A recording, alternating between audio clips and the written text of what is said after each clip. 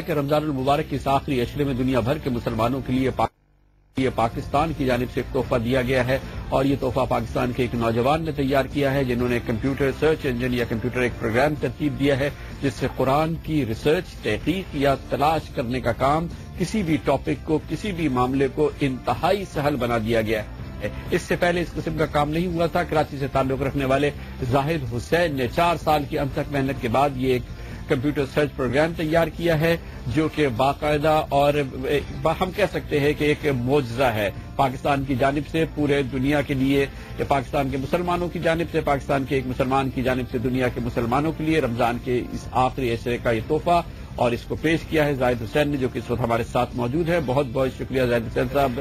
ظاہر 4 سال کی آپ کی یہ محنت ہے، اس کا بنیادی مقصد کیا ہے کہ ہم قرآن کے اندر جو چیز چاہیں، جس طرح سے چاہیں، سیکنڈوں کے اندر ہم اس کو تلاش کر سکتے ہیں۔ الحمدللہ کام یہ تھا کہ کامن صاحب اس میں کہ جو ہمارے پاس قرآن مجید موجود ہوا کرتا تھا، اس قرآن مجید میں اگر میں کوئی ٹاپک سرچ کرنا چاہتا تھا وہ نیئر ٹو امپاسبل تھا، آپ اس کو سرچ نہیں کر سکتے تھے۔ یہ جب تشنگی مجھے کبھی کبھار محسوس ہوتی تھی تو میں نے سوچا کہ جناب کام ایسا ہونا چاہیے کہ ہر شخص جو پریشان ہو رہے ہیں، اب انہوں نے ڈھونڈنا ہے کہ قرآن مجید میں صبر کی آیتیں کس کس مقام پر موجود ہیں، وہ جسٹ وہاں پر ٹائپ کریں صبر۔ اچھا آپ دکھائیے ہمیں کچھ۔ جی میں آپ کو دکھاتا ہوں کہ جیسے دیکھیے میں اگر یہاں پر ٹائپ کرنا چاہتا ہوں، میں یہ کرتا ہوں کہ جناب پورے قرآن مجید میں صبر کی آیتیں جس جس مقام پر بھی موجود ہوں گی، آپ چاہیں تو اس کو رومن اردو میں ٹائپ کیجئے، SABAR صبر لکھیے اور یہ بٹن پریس کیجئے۔ 75 مقامات پر قرآن مجید میں صبر کی آیتیں موجود ہیں۔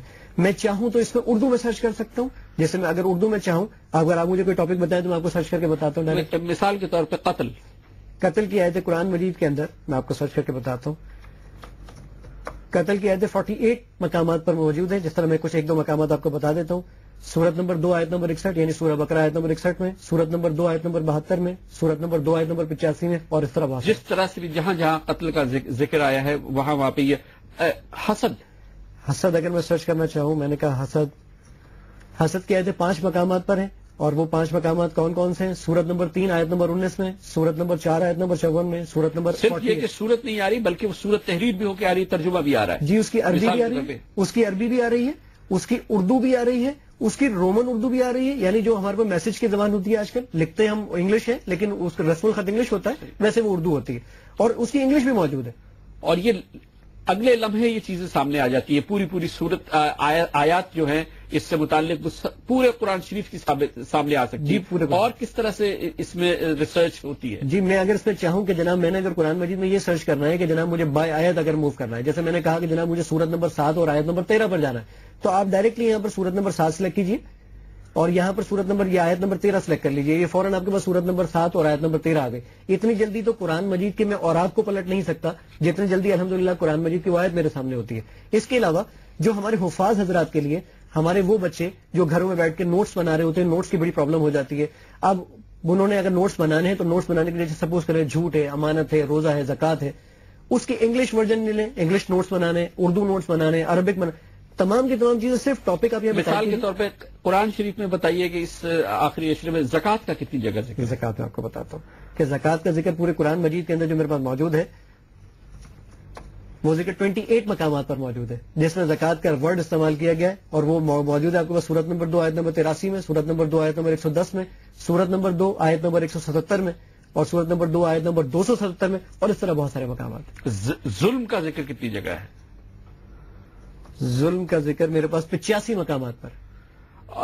اسی طرح سے یہ کام جو ہے یہ قرآن کو سمجھنے کے لیے، قرآن دانی کے لیے، اس کے لیے یہ ایک بہت اہم چیز ہے۔ یہ بتائیے گا کہ اب اس کو ایک عام مسلمان حاصل کرنا چاہے، آپ نے تو یہ تیار کر لیا، اور ظاہر ہے کہ مجھے معلوم ہے کہ آپ کا تعلق ایک بہت ہی متوسط گھرانے سے، آپ کے وسائل بالکل نہیں ہیں۔ آپ نے مجھے بتایا کہ آپ میک کی ایپ بھی نہیں بنا سکتے کیونکہ آپ کے پاس ایپل کا کمپیوٹر نہیں ہے، تو اس کو اب آپ پھیلائیں گے کیسے؟ کیونکہ یہ بھی آپ نے بتایا کہ اس کے لیے آپ کچھ جزیہ نہیں چاہتے، کسی قسم کے کوئی اس کے لیے مشاہرہ نہیں چاہتے، کوئی رقم نہیں چاہتے، یہ مفت آپ پوری دنیا میں تقسیم کرنا چاہتے ہیں، مگر آپ کے پاس اس کے لیے وسائل نہیں ہے۔ یہ کیسے پھیل سکتا ہے؟ ابھی جیسے مثال کے طور پہ یہ ہے، یہ ہمارے لوگ اتنے پروگرام دیکھیں گے، وہ اس کو ایکسس کرنا چاہیں تو وہ کیسے کر سکتے ہیں؟ سر میرے بلاگ کا ایڈریس آپ کے پاس موجود ہے، کہ بلاگ کا ایڈریس ہے، وہاں پر آپ یہ کام کر سکتے ہیں، یا ہم اپنی اسکرین پہ چلائیں گے یہ بلاگ کا ایڈریس، آپ لوگ ہمارے ناظرین اس کو نوٹ کر سکتے ہیں اور اس کو ایکسس کر سکتے ہیں کہ کس طرح سے آپ کی اس